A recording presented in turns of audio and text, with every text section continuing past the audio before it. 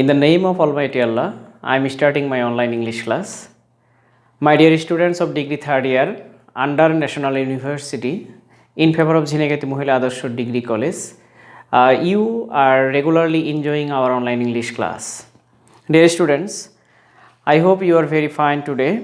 I am also very fine in front of you.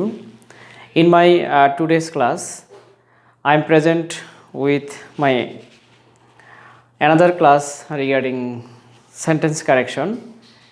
Dear students, I hope you are ready with your book, pen and paper in front of me. Thank you.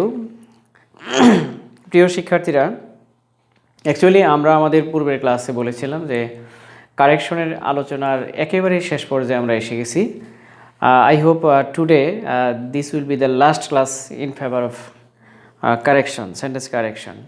তো sentence কারেকশনের আজকে আমাদের শেষ class. আশা করি তোমরা পূর্বের ক্লাসগুলো ভালোভাবে এনজয় করেছো এবং আজকে আমাদের শেষ ক্লাসটিও তোমরা যথাযথভাবে নোট করে নাও। আমি সর্বশেষ গত ক্লাসে তোমাদের কিছু ওয়ার্ড দিয়েছিলাম, মনে আছে কি না? যে শব্দগুলি ছিল alphabet, advice, brick, furniture, scenery, of spring, machinery এবং সেই সাথে কিছু শব্দ দিয়েছিলাম যেগুলোর শেষে এস যুক্ত, ইকোনমিক্স, ওয়েস, স্পিসিস, এই ধরনের কিছু শব্দ, এবং বলেছিলাম যে শব্দগুলো সবসময়ের জন্য সিঙ্গুলার। আশা করি তোমাদের মনে আছে।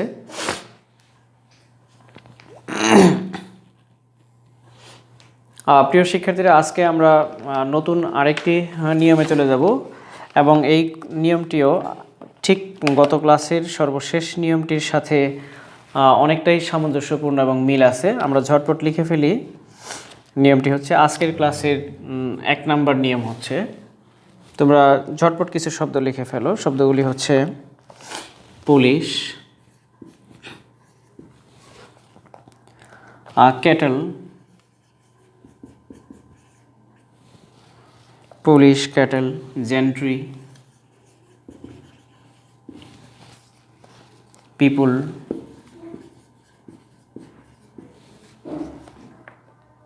Vegetables,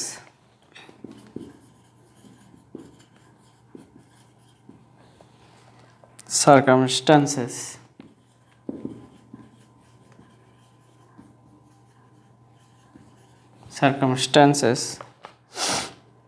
goods,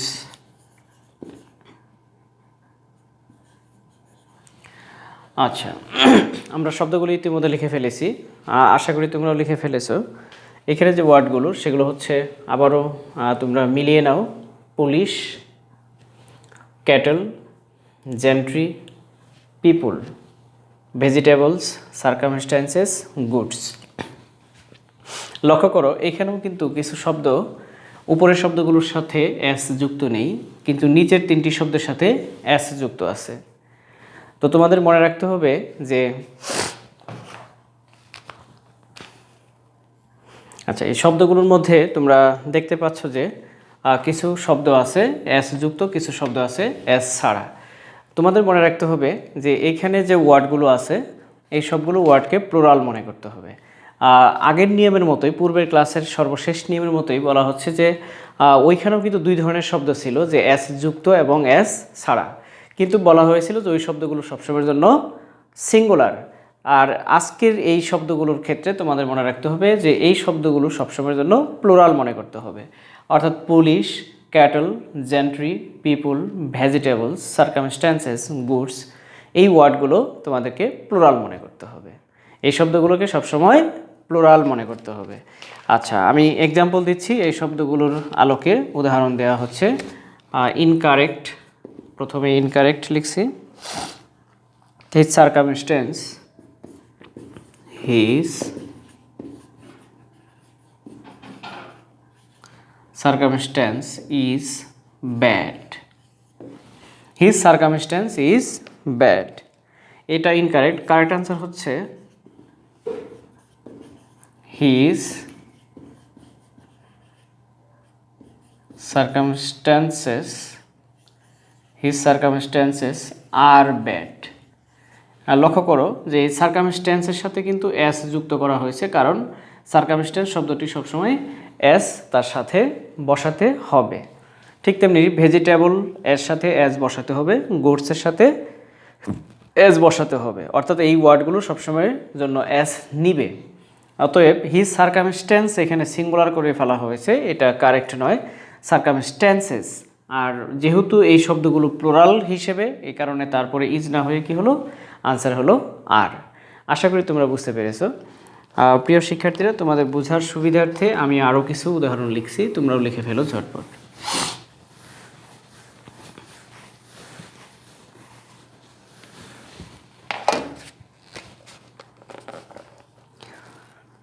Cattle is grazing in the field. Incorrect. Cattle is grazing in the field. Cattle is grazing in the field. এটা কারেক্ট আনসার হবে cattle are grazing in the field. In the field. Cattle are grazing in the field. ইজের জায়গায় ইজের পরিবর্তে আর হয়ে গেল, কারণ আমরা জানি যে ক্যাটল হচ্ছে প্লুরাল, ক্যাটল প্লুরাল, তার জন্যই আর হয়ে গেল। আরেকটা বাক্য লিখছি, incorrect. I am fond of vegetables. I am fond of vegetable. Vegetable লেখা হয়েছে, অ্যাজ দেওয়া হয়নি। কারেক্ট আনসার হচ্ছে, কারণ আমরা জানতাম যে ভেজিটেবলের সঙ্গে সবসময় অ্যাজ যোগ করতে হবে। I am fond of vegetables. Vegetables. আশা করি তোমরা বুঝতে পেরেছো। এই যে incorrect, incorrect, correct, incorrect, correct. আমি আবারও বলছি, পরীক্ষায় আমি যে তোমাদেরকে বোঝানোর জন্য যে উদাহরণগুলো প্রয়োগ করছি, পরীক্ষা কিন্তু হুবহু সেই উদাহরণগুলো থেকে তোমাদের কমন পড়বে। এই বিষয়গুলো একটু খেয়াল রাখতে হবে।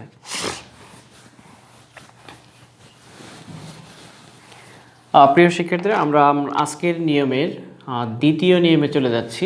আজকের ক্লাসের দ্বিতীয় নাম্বার নিয়মে, নিয়মটি তোমরা লিখে ফেলো যে ডিয়ার শিপ,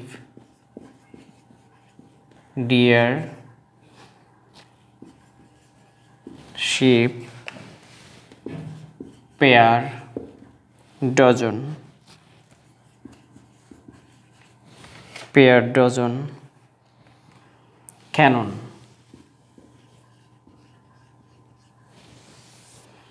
ক্যানন, ক্যানন শব্দের অর্থ কিন্তু কামান। ইনিংস,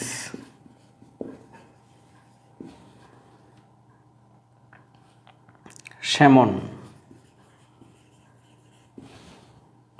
টাকা। আচ্ছা, এই যে শব্দগুলো লিখলাম, তোমরাও লিখে ফেলো। ডিয়ার, ডিয়ার মানে হরিণ। আমরা সবাই জানি ডিয়ার শব্দের অর্থ হচ্ছে হরিণ। ডিয়ার, ডিয়ার শব্দের অর্থ হচ্ছে হরিণ। শিপ মানে ভেড়া। পেয়ার মানে যুগল। ডজন, ডজন অর্থ তো আমরা জানি 12টা 1 ডজন হয়। ক্যানন, ক্যানন দ্যাট মিন্স কামান। এই যে আমরা যে কামান গুলি করার জন্য যে ইউজ করা হয়, সেটা হচ্ছে ক্যানন বা কামান।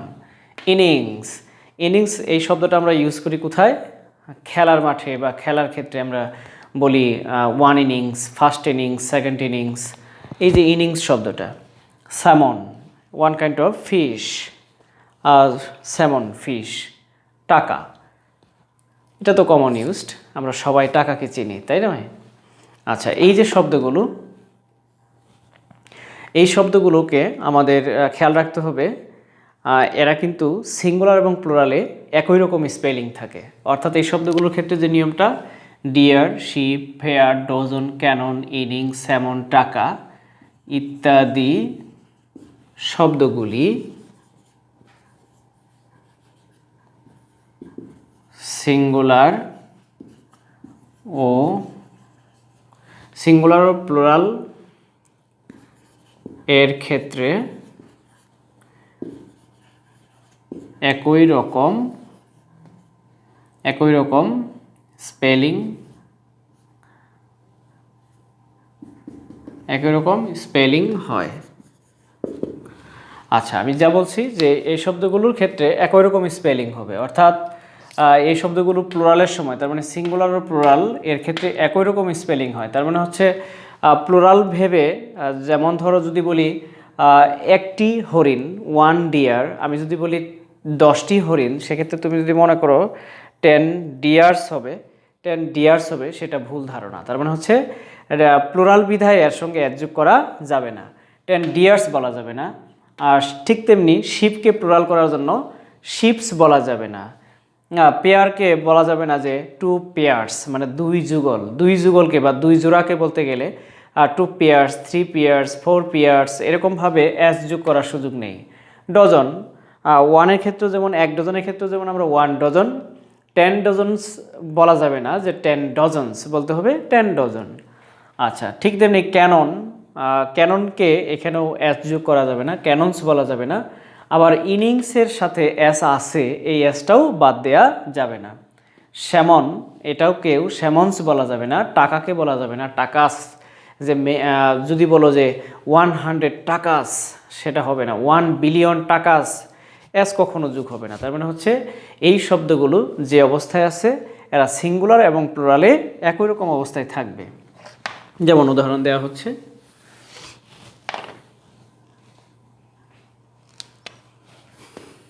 incorrect, they have 5 deers, they have 5 deers, এটা হচ্ছে ইনকারেক্ট, কারণ 5টি হরিণ হলো এক যোগ হবে না। কারেক্ট আনসার হচ্ছে they have 5 deers, deers হবে না, 5 deer। এই সংখ্যা দেখে বুঝতে হবে এটা প্লুরাল। এখানে এই শব্দগুলোর সঙ্গে এস যোগ করে প্লুরাল করার সুযোগ নেই। আশা করি নিয়মটি বুঝতে পেরেছো তোমরা। আমরা আজকের নিয়মের তৃতীয় রুলসে চলে যাচ্ছি। 3rd নম্বর নিয়মে হচ্ছে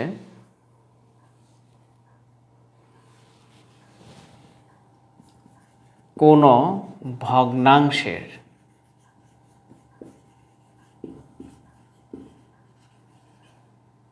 প্রথম অংশে 1 হলে, প্রথম অংশে তোমরাও লিখে ফেলো ঝটপট, অর্থাৎ কোনো ভগ্নাংশের প্রথম অংশে 1 হলে, একটা ভগ্নাংশ, ভগ্নাংশ তো আমরা সবাই চিনি, আমি নিয়মটি লিখছি, পরে এক্সাম্পল দিচ্ছি। কোনো ভগ্নাংশের প্রথম অংশে 1 হলে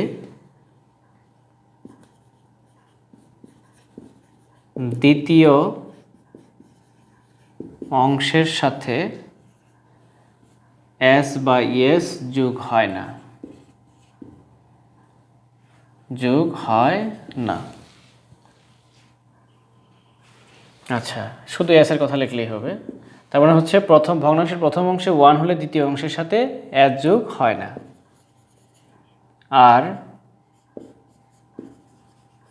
প্রথম অংশে 1 এর বেশি হলে, প্রথম অংশে 1 এর বেশি হলে দ্বিতীয় অংশে এস যোগ করতে হয়, দ্বিতীয় অংশে এস যোগ করতে হয়।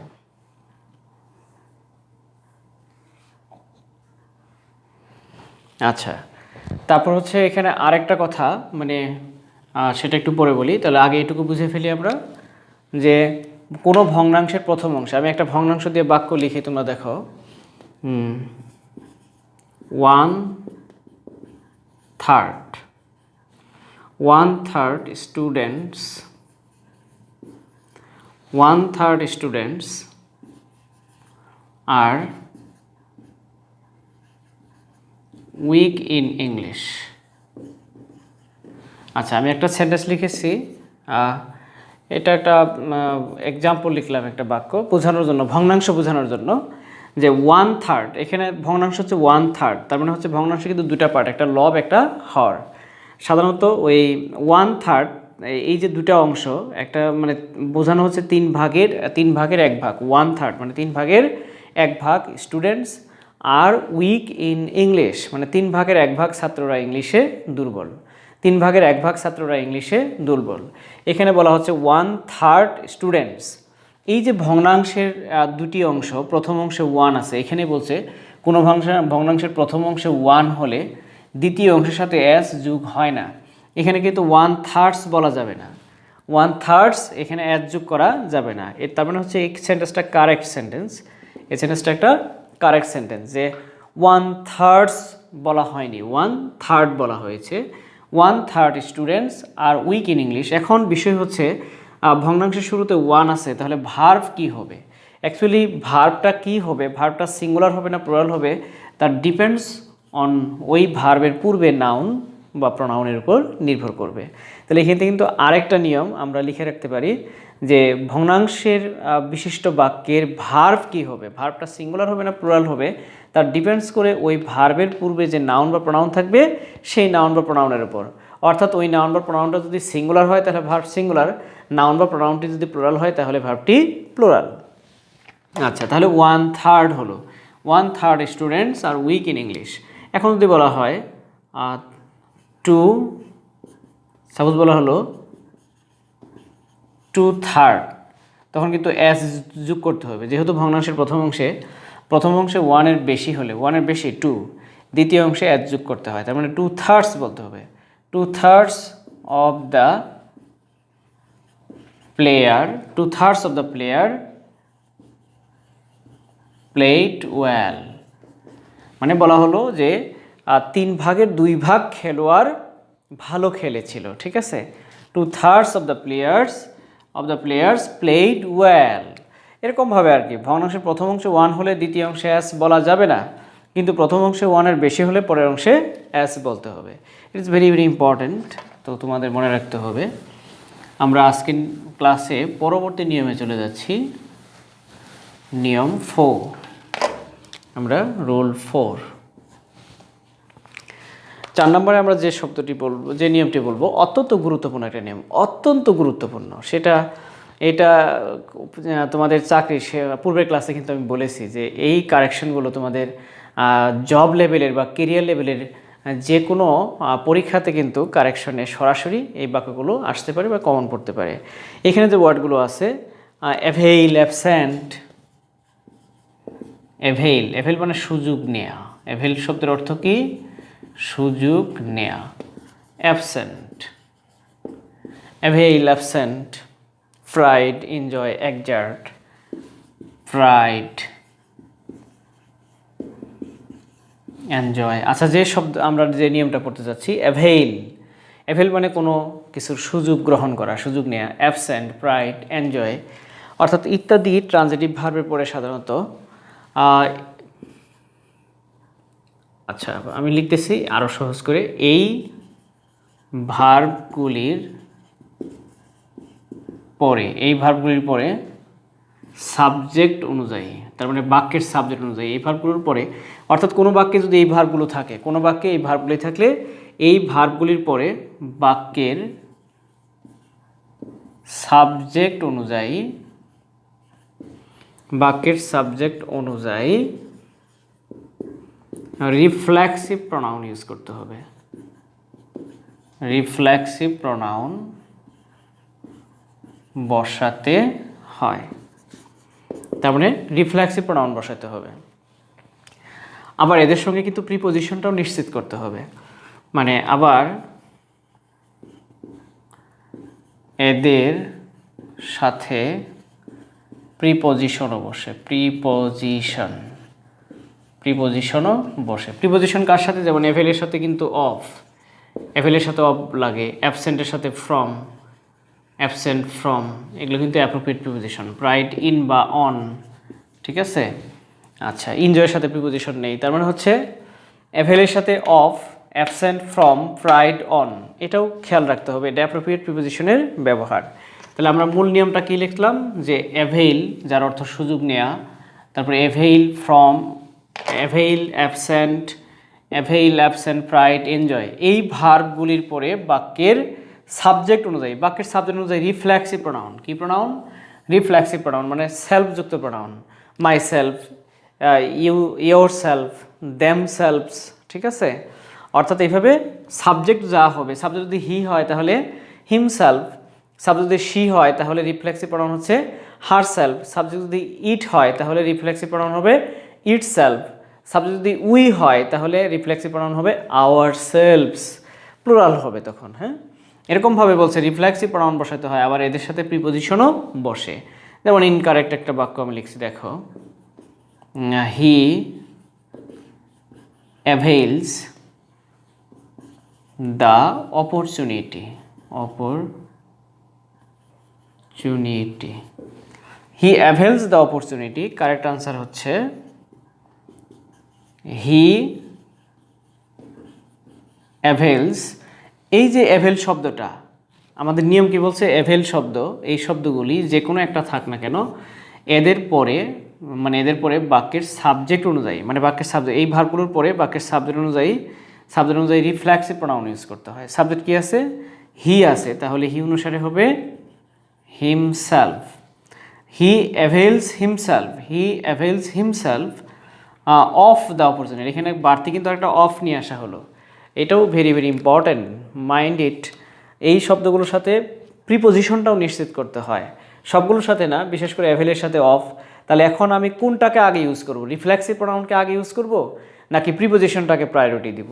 তো মনে রাখতে হবে আগে রিফ্লেক্সিভ প্রনাউন, সাথে সাথে বলতে একদম ঠিক পরেই, অর্থাৎ এই ভার্বগুলো ঠিক পরেই ওই সাবজেক্ট অনুযায়ী রিফ্লেক্সিভ প্রনাউন ইউজ করতে হবে। আবার রিফ্লেক্সিভ প্রনাউন ইউজ হবে কিন্তু সাবজেক্ট অনুযায়ী, বারবার বলছি একটা কথা, সাবজেক্ট এখানে আছে হি, এজন্য হয়েছে হিমসেলফ। তারপর হচ্ছে অ্যাভেলের সাথে প্রিপোজিশন অফ, আর প্রিপোজিশন মানে সাথে না বসে দূরে গিয়ে বসাকে, এটাকে বলা হয় ডিটেচ প্রিপোজিশন, মানে প্রিপোজিশনটা ডিটেচ হয়েছে, মানে দূরে হয়েছে। হি avails himself of the opportunity,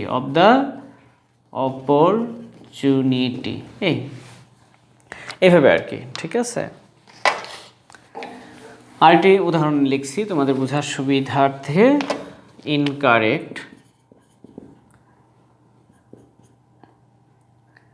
I was absent from the meeting. আচ্ছা, I was absent from the meeting. আচ্ছা, was দিলাম না, sorry, I absent from the meeting. was দিলে কিন্তু তখন ওটা অ্যাবসেন্টটা রিফ্লেক্সিভ, অ্যাবসেন্টটা ট্রানজিটিভ ভার্ব হবে না, কারণ অ্যাবসেন্টকেই ভার্ব হিসেবে ইউজ করতে হবে। আর যদি ওয়াজ ইউজ করি, অ্যাবসেন্ট তখন ভার্ব হিসেবে থাকে না। আই ওয়াজ অ্যাবসেন্ট তখন অ্যাডজেক্টিভ হয়ে যায়। হ্যাঁ, আই অ্যাবসেন্ট, এখানে অ্যাবসেন্ট ভার্ব হিসেবে আছে, আমাকে মানে ট্রানজিটিভ ভার্ব হিসেবে ইউজ করতে হবে। I absent from the meeting. তো অ্যাবসেন্টের সাথে ফ্রম কিন্তু লাগে, ফ্রম কিন্তু আছে, এখানে কোনো ভুল নাই। ভুল হচ্ছে এই অ্যাবসেন্টের পরে একটা রিফ্লেক্সিভ প্রনাউন প্রয়োজন। তাহলে কারেক্ট আনসার হচ্ছে আই অ্যাবসেন্ট মাই সেলফ। যেহেতু এখানে আই অনুসারে, আই হচ্ছে সাবজেক্ট, এজন্য কি হলো my self. I absent my self from the meeting. দেখো প্রিপোজিশন কিন্তু দূরে সরে আসছে, ফ্রম দ্য মিটিং, এভাবে আর কি।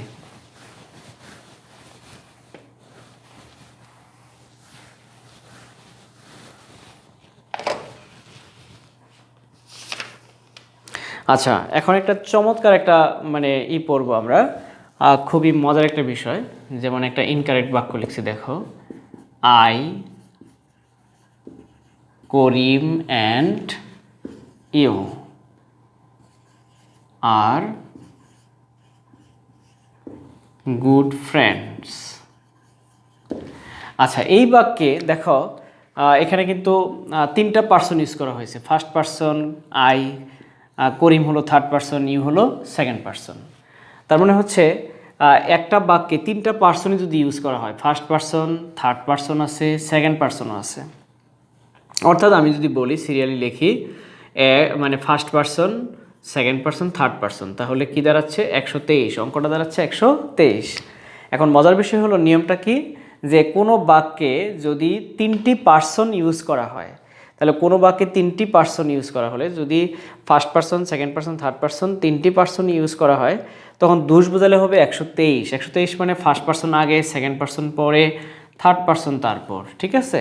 তাহলে নিয়মটা কি, যে কোনো বাক্যে তিনটি পার্সন ইউজ করা হলে, অর্থাৎ তিনটি পার্সন, কোনো বাক্যে তিনটি পার্সন, যেমন ফার্স্ট, সেকেন্ড, থার্ড।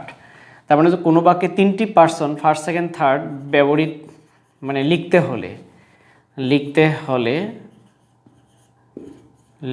হলে সূত্র আছে। মানে কোনো বাক্যে তিনটি পার্সনই যদি লিখতে হয়, মানে first person, second person, third person, তিনটা পার্সনই যদি লিখতে হয়, তাহলে একটা সূত্র আছে। সূত্রটা হচ্ছে দোষ বোঝালে, যদি বাক্য দ্বারা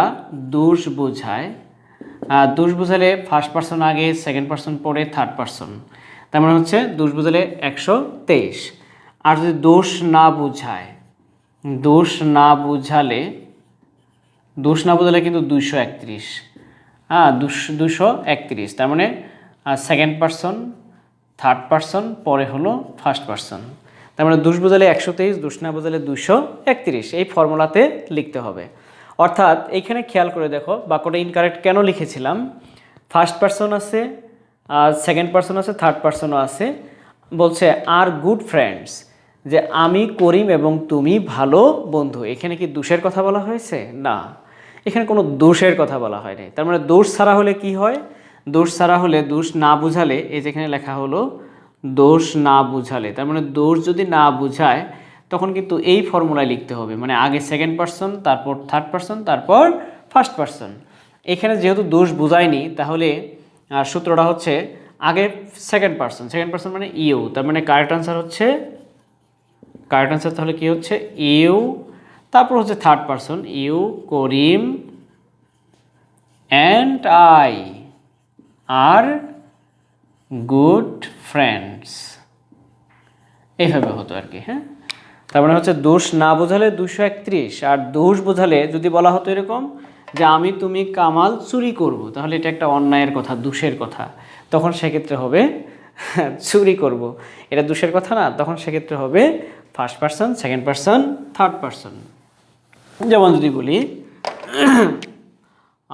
ইউ, এটা একটা ইনকারেক্ট সেন্টেন্স লিখতেছি, you, Karim and I, you Karim and I will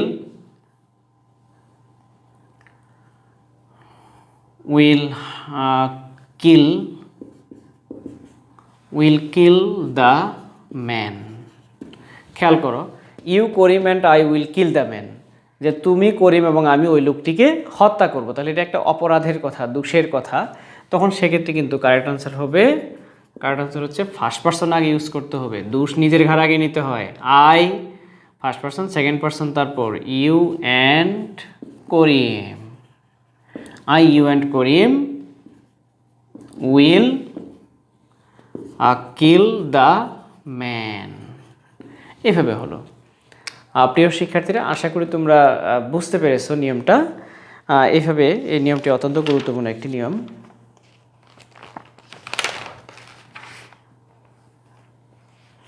আচ্ছা, আমি এখন কিছু important mistakes of correction, that means কারেকশনের ভুলগুলো আমরা প্রায় করে থাকি, সেগুলো আমরা একটু লিখে নেব ঝটপট। এটা আমরা বলতে পারি 5 নাম্বার। হ্যাঁ, 5 নাম্বার হচ্ছে মানে কিছু ভার্বের সঠিক ব্যবহার, অর্থাৎ ভার্বের কিছু সঠিক ব্যবহার, ভার্বের কিছু সঠিক ব্যবহার, অর্থাৎ কিছু বলা, নর্মালি কিছু বলা ইংলিশ হলো সে। কাউকে বলা, যেমন সে, I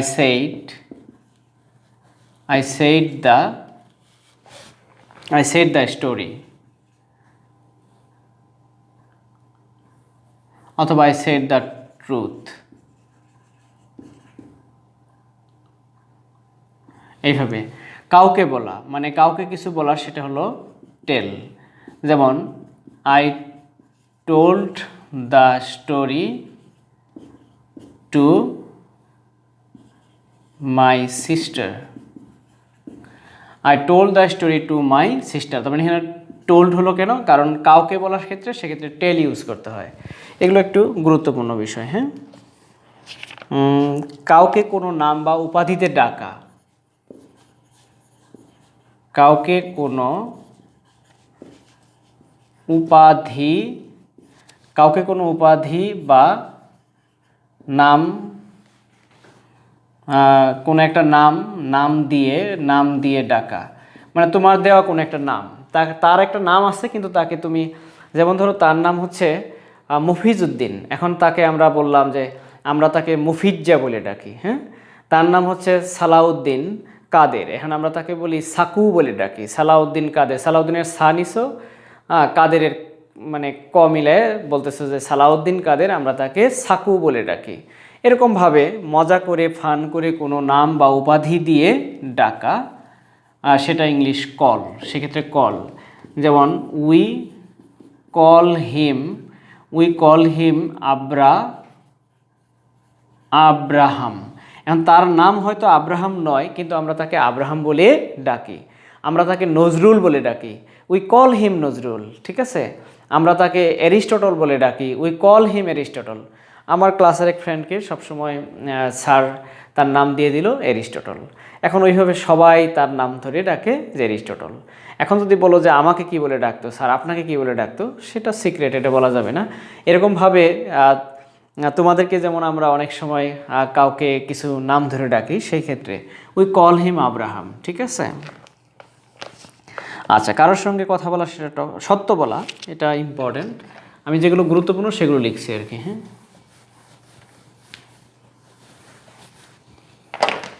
সত্য বলা,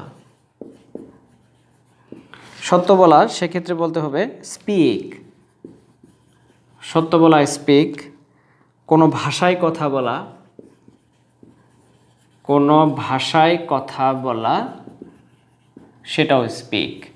যেমন আমি বাংলা বলি, আই স্পিক বাংলা। আমি ইংলিশ বলি, আই স্পিক ইংলিশ। আমি জাপানিজ বলি, আই স্পিক জাপানিজ। অর্থাৎ কোনো ভাষায় কথা বলা, সেক্ষেত্রে স্পিক। এগুলো কিন্তু মুখস্থ করতে হবে। হ্যাঁ, মুখস্থ না করলে কিন্তু হবে না, একদম মুখস্থ করে ফেলবে, সারা জীবন কাজে লাগবে। মিথ্যা বলা,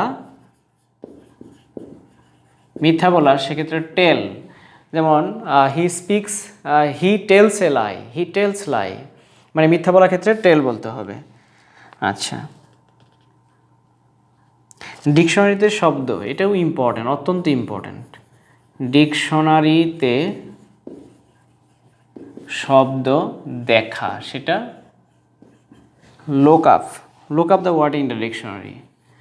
এটা অত্যন্ত গুরুত্বপূর্ণ, ভেরি ভেরি ইম্পর্টেন্ট। ডিকশনারিতে শব্দ দেখা, এটা 3 স্টার দিলাম, অত্যন্ত গুরুত্বপূর্ণ, সরাসরি পরীক্ষায় আসতে পারে কিন্তু।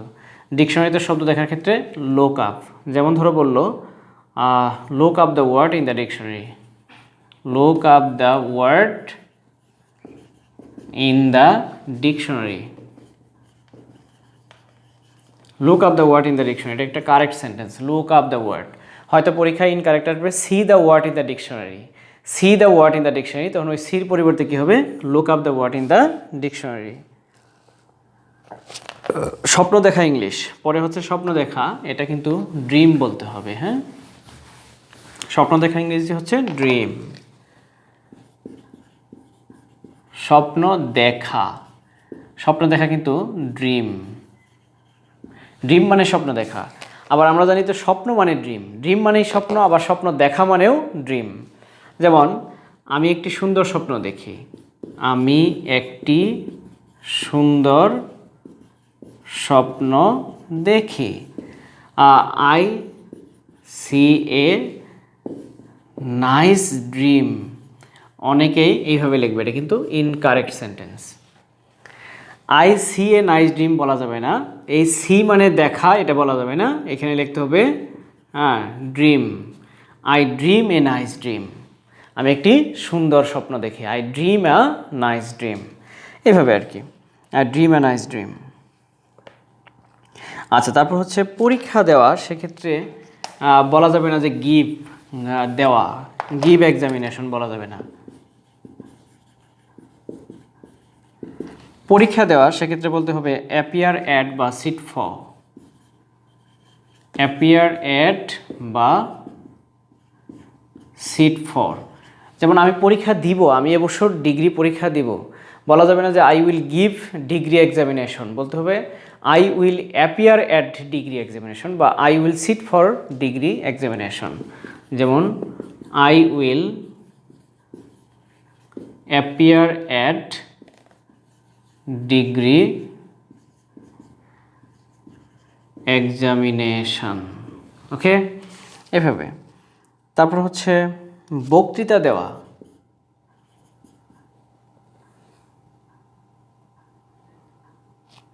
বক্তৃতা দেয়া, বক্তৃতা দেওয়া, বক্তৃতা ইংলিশ কিন্তু স্পিচ, বক্তৃতা ইংলিশ কিন্তু কি স্পিচ।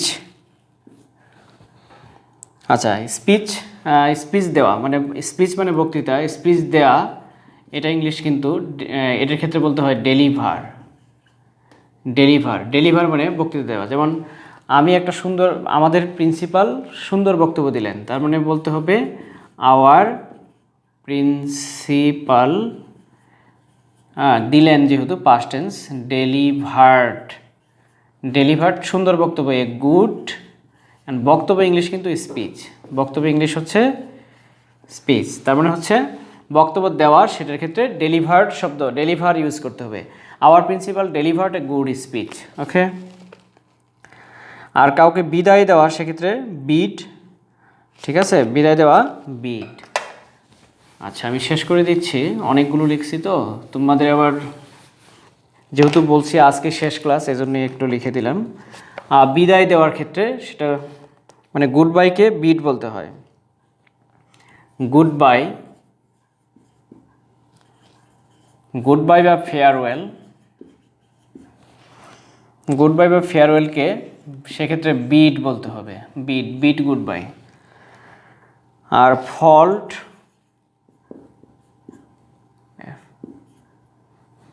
FAULT, ফল্ট, তারপর হচ্ছে ক্রাইম, ফল্ট, ক্রাইম, আর হচ্ছে সিন। আমরা বলি না যে ফল্ট করা, ক্রাইম মানে কোনো অপরাধ করা, আর সিন মানে পাপ করা, এদের ক্ষেত্রে বলতে হয় কমিট, এদের ক্ষেত্রে কমিট বলতে হয়। আচ্ছা, তার মানে বলা যাবে না যে ইনকারেক্ট সেন্টেন্স দেখো, he does crime, he does crime, এটা ডাজটাই হলো ভুল, তাহলে বলতে হবে হি কমিটস, বলতে হবে হি কমিটস ক্রাইম, সে অপরাধ করে। তার মানে হচ্ছে ক্রাইম করাকে কমিট বলতে হবে, সিন করাকে, পাপ করাকে কমিট বলতে হবে, ফল্ট করা বলা যাবে না যে ইউ ডো ফল্ট, বলতে হবে ইউ কমিট ফল্ট, ঠিক আছে। তার মানে ইউ ডো ফল্ট বলা যাবে না, ইউ কমিট ফল্ট, এদেরকে কমিট বলতে হয়। তার মানে fault, crime, sin very very important, এটা অত্যন্ত গুরুত্বপূর্ণ, এদেরকে কমিট বলতে হবে।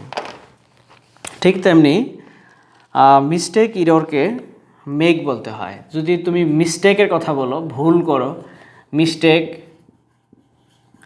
ইরর আর হচ্ছে ব্লান্ডার, মিস্টেক, ইরর, ব্লান্ডার, এই তিনটার ক্ষেত্রে মেক বলতে হয়, ঠিক আছে। Make plus mistake, make mistake, make error, make blunder, এদের ক্ষেত্রে মেক ইউজ হয়, মেক। যেমন ইউ অলওয়েজ ডো মিস্টেক, আমরা তো প্রায় সঠিক মনে করবো এটা, ইউ অলওয়েজ ডো মিস্টেক, তাই না? আপাত দৃষ্টিতে পড়ে মনে হচ্ছে ইউ অলওয়েজ ডো মিস্টেক, এটা তো সঠিক, কিন্তু নো, মিস্টেকের ক্ষেত্রে ডো বলা যাবে না, মেক বলতে হয়, ঠিক আছে। You always make mistake. প্রিয় শিক্ষার্থীরা, আমরা আরও কিছু কথা আছে, সেটা অন্য আরেকদিন, ডিগ্রি সংক্রান্ত কিছু ভুল যদি থাকে সেগুলো আমরা একটু আলোচনা করব সুযোগ হলে। কারেকশনের অ্যাকচুয়ালি আজকেও শেষ হলো না, আরেকটা ক্লাস নিতে পারলে ভালো হবে। তো যেহেতু একটা না তোমরা অনেক দিন গ্রামার পড়তেছো, তা আমি নেক্সট ক্লাসে অবশ্যই কারেকশন নিব না, অন্য আইটেম নিব, তারপর আরেকদিন কারেকশনের একটা ওভারঅল একটা সলিউশন টানার সময় এখানে কিছু বাকি আছে, যে কিছু বাকি আছে সেগুলো আমরা বলবো। আর এই বইটা তোমরা যত দ্রুত পারো সংগ্রহ করে নিও, এই বইটা, হ্যাঁ, এটা হলো new friends guide, new friends guide. এই নিউ ফ্রেন্ডস গাইড বইটা অত্যন্ত ভালো বই। এখান থেকে তোমাদের আমি মনে করি যে প্রায় 70% মার্কস এই বই থেকে কমন পড়ে যাবে। ঠিক আছে, তো আজকে এই পর্যন্তই। আল্লাহ হাফেজ, সবাই ভালো থাকো, সুস্থ থাকো।